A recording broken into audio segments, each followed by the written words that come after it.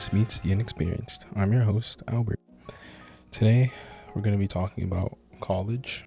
Why go to college? Is college for you? And over the years, I haven't been really sure that college is for everyone that I've met so far in my life, for everyone that I know. But fair warning, this is just an opinion, something that more like an observation that I've found 3 years into this whole process.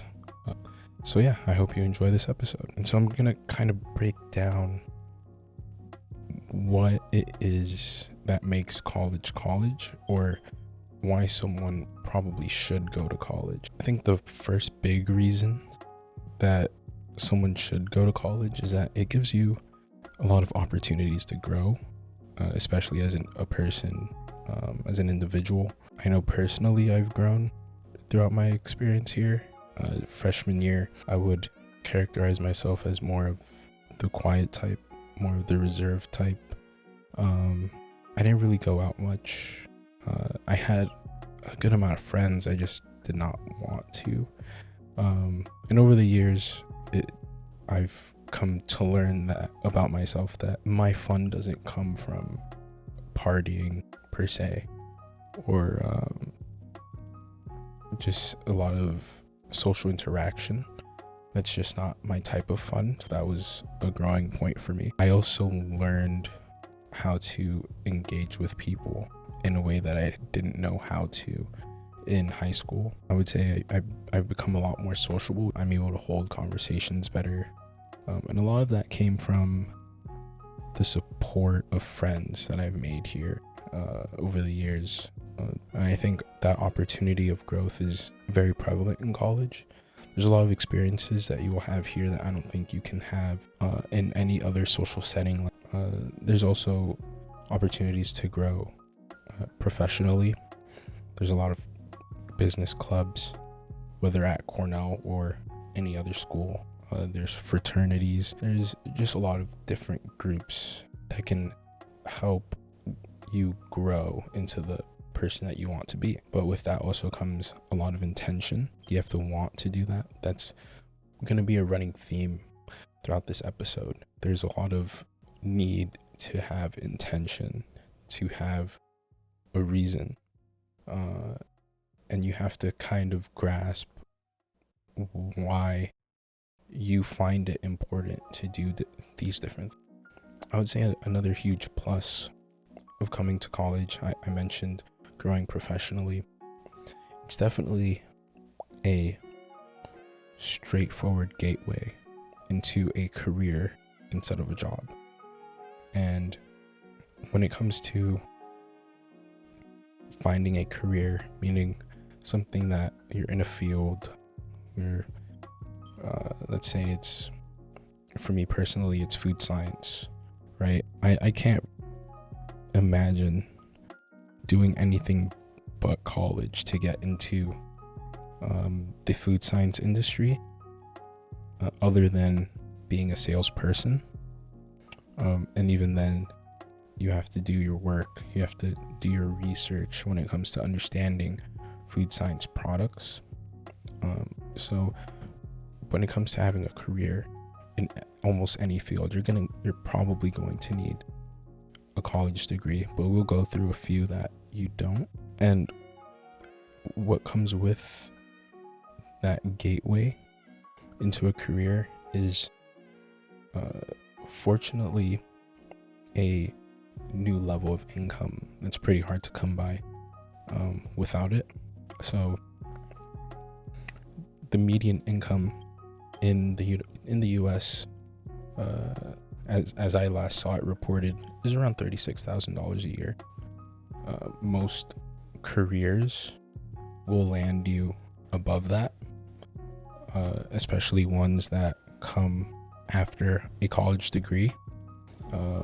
At the bare minimum, you'll probably make $40,000, as a number of careers that you can do that will land you above that medium income, as opposed to just finding a job out of high school. There's a saying that kind of keeps me going while I'm here, and it was given to me by one of my mentors. And he basically said, a college degree is a certificate proving you have learned something and that you have the capacity to learn more.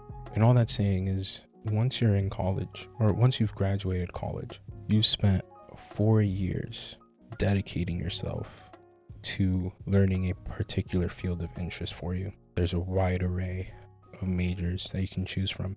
But at the end of that 4 years, you've proved that you are dedicated to that field. And that's all you're showing to employers, is that you're dedicated. And then when it comes to grades and internships and extracurriculars, you start to show more of the type of person you are and what type of work you can put in. And that also goes into determining what type of position you get outside of college. But that really is all what a 4-year degree is. That's what sets you apart from a high school diploma. And there's different things when it comes to high school GPAs. I mean, you also spent 4 years in high school, but the GPA that you get in high school tells a different story than the GPA that you get in college. For one, in high school, your education is much more general. It's not very specialized. You take a math class, a chemistry class, a physics class, a biology class, and then you get to do maybe upper level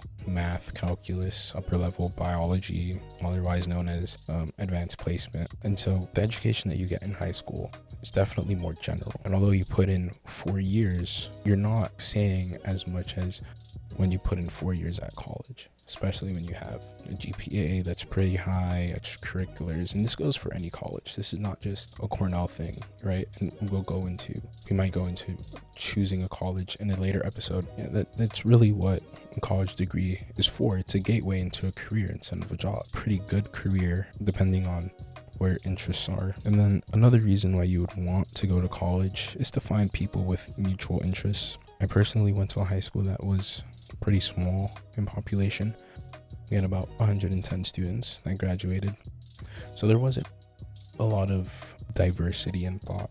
There was diversity in thought for sure, but you're not gonna find big groups of people who were, for example, into car culture. I know there were a subset of students at my high school that were into it, but it wasn't a large number. It was about maybe 5 or 6 people, at least in my grade. And so when you come to college, especially a big one like Cornell, where you have 3,000 people per class, a population of about 15,000 that attend, you're going to find a lot of people with mutual interests, and you're definitely going to find clubs who share these interests.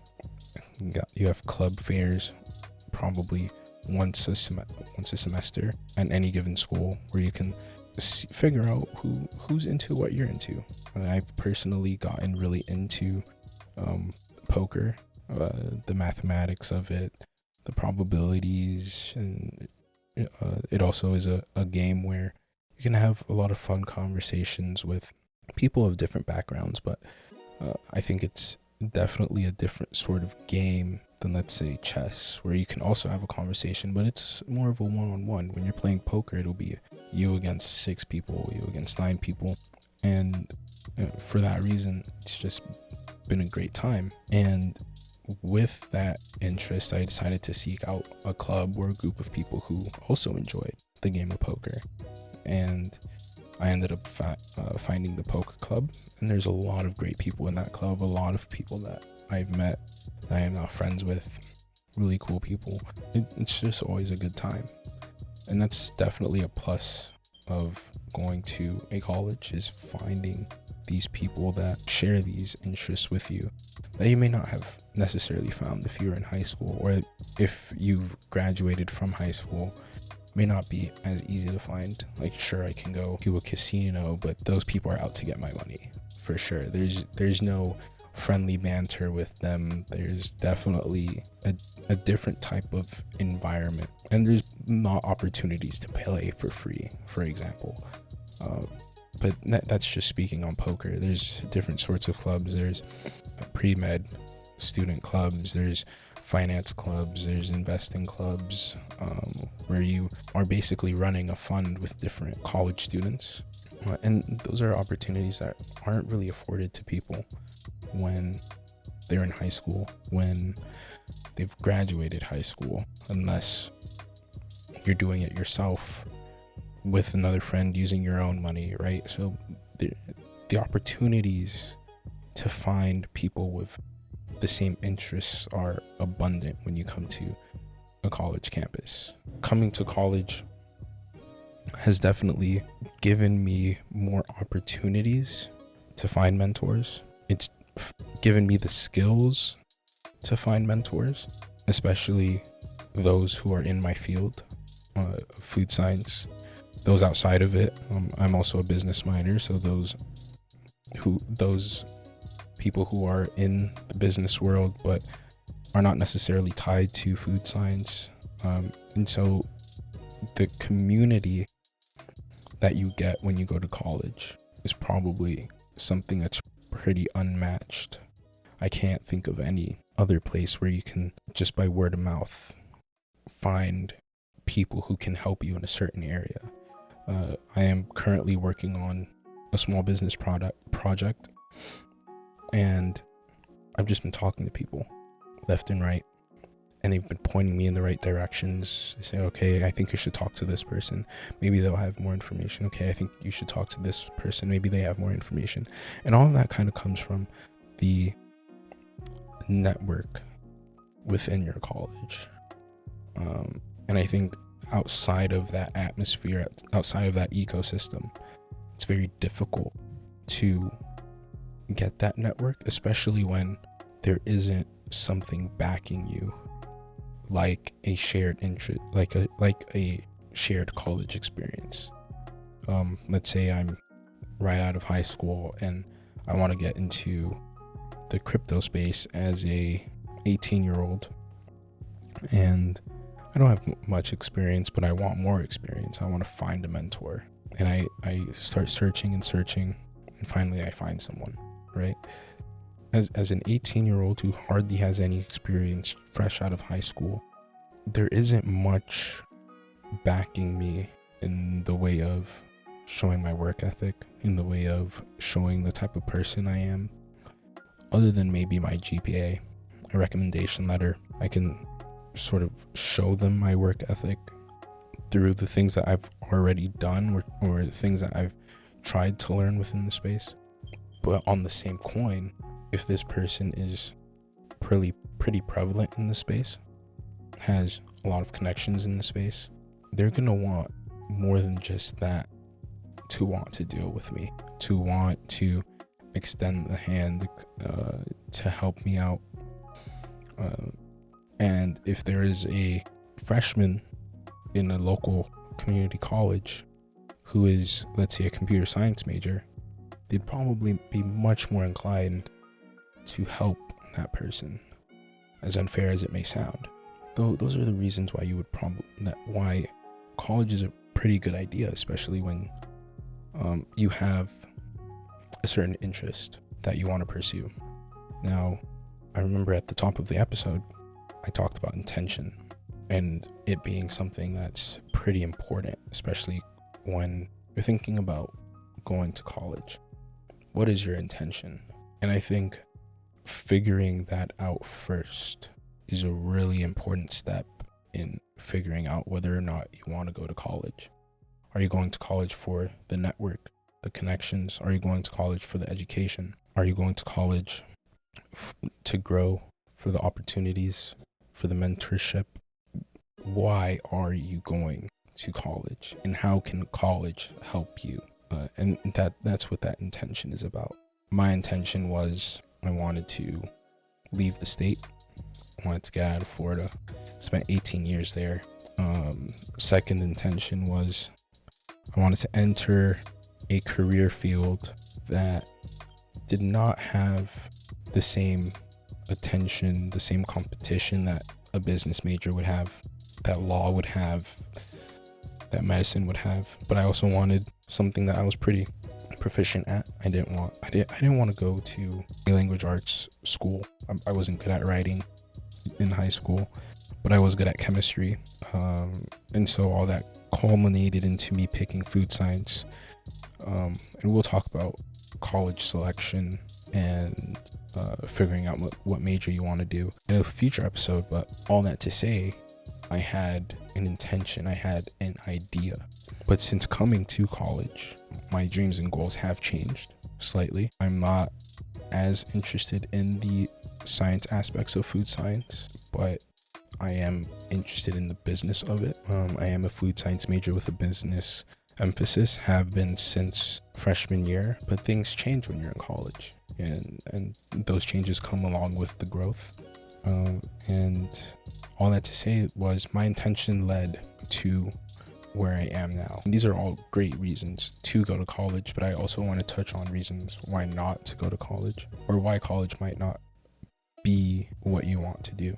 Now, college isn't really for you if what you want to do doesn't necessitate college, or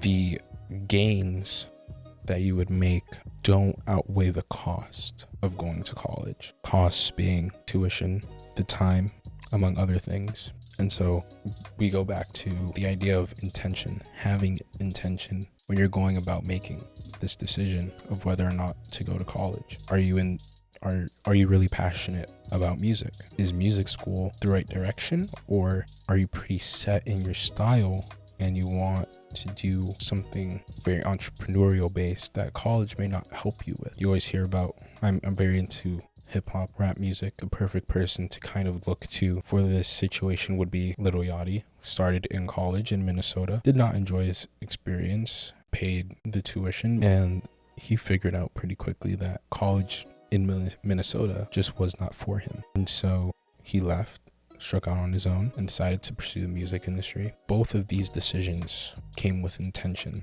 He decided to leave to pursue his passion. And so a couple of industries that don't really necessitate college, more passion-based, are art, are in the forms of music, painting, drawing, digital creation. NFTs are huge right now. You don't need a college degree for that. Although a college degree may help in terms of developing a business plan, all these things, but you don't necessarily need college for that. Another thing would be sales, real estate sales, door-to-door for security sales. All these things you need a high school diploma for, but you don't necessarily need college. And so all that to say, you figured out maybe you're really good at art. Maybe you're really good at talking to people, and you decide, okay, I think I should go into this area or this area, either art or sales.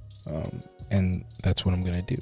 And I'm going to pursue it at my fullest. But all these things require hard work to be successful at. As with most things, you need to put in hard work. And I would say the big difference between college, going to college, and not going to college, definitely the amount of work you have to put in to be successful. I know of people who just kind of go, I may not know them personally, but they go through college, and at the end of the 4 years, because they have that degree, they're able to land pretty decently paying job, but they may not have worked as hard in college as the next person, right?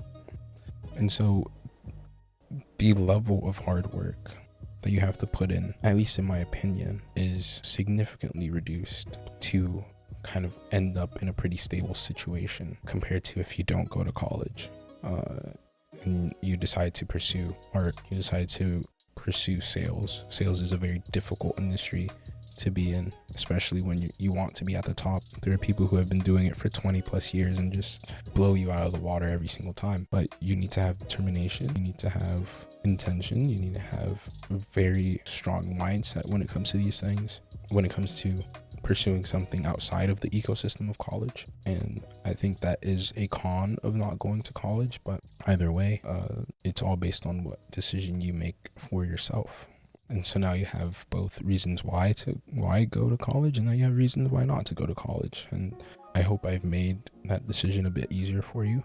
I did, however, forget to touch on vocational schools. They're a bit different than college, but still can land you a pretty well-paying job. Why you would go to vocational school, maybe you don't want to spend the 4 years in college, but you're willing to do the quote-unquote dirty tasks, plumbing, electrician, mechanic, and these are all great jobs to have. These are great careers to have, as a matter of fact, depending on what route you take when you do these things. But either way, it is extra school that you have to go through, and it's all about intention and why you want to do it.